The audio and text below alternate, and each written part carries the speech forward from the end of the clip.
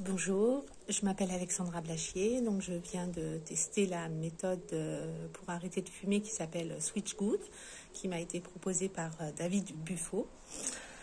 Le contexte dans lequel j'étais, donc je suis une fumeuse depuis plus de 30 ans.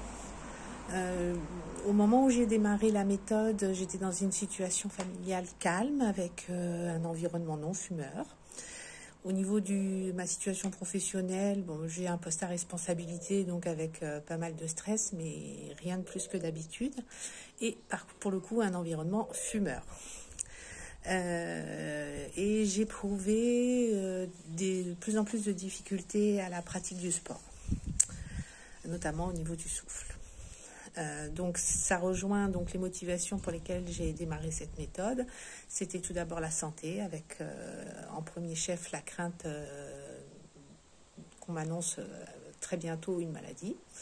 Et puis en seconde motivation, c'était effectivement retrouver du souffle dans ma pratique sportive. Je pratique le footing et la marche rapide en forêt. En 30 ans de cigarette, j'ai eu le temps d'expérimenter plusieurs méthodes. J'ai essayé plusieurs fois de diminuer sans succès. J'ai essayé la Nicorette. C'est peut-être la méthode qui avait, avec le recul, le plus fonctionné.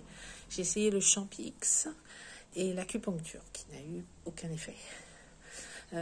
J'ai montré de l'intérêt pour cette méthode Switch Good pour deux raisons. Tout d'abord, pour un intérêt pour l'hypnose.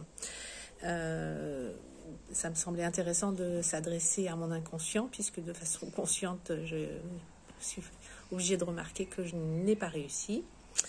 Et puis aussi parce que ça m'était proposé par David Buffo, qui avait accompagné une amie sur une autre problématique, mais avec succès. Je trouve que cette méthode est, voilà,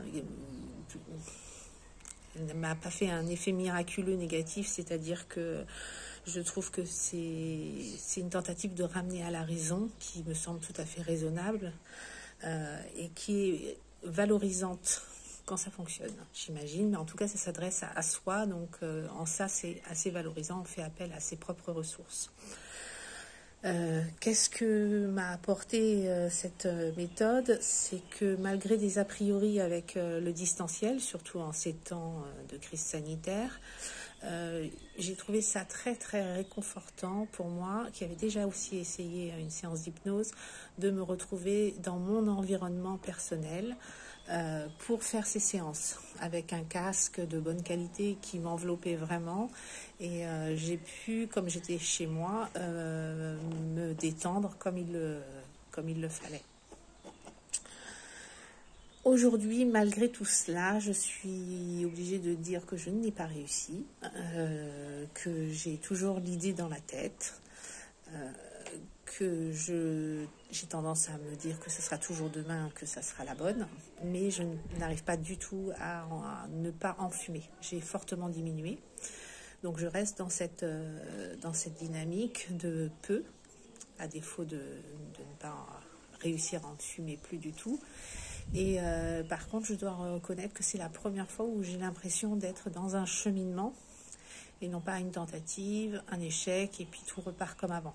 Donc là, j'ai vraiment l'impression que je suis dans un parcours, un cheminement, et je ne m'avoue pas complètement vaincue. Donc voilà, j'espère que ce témoignage vous aidera.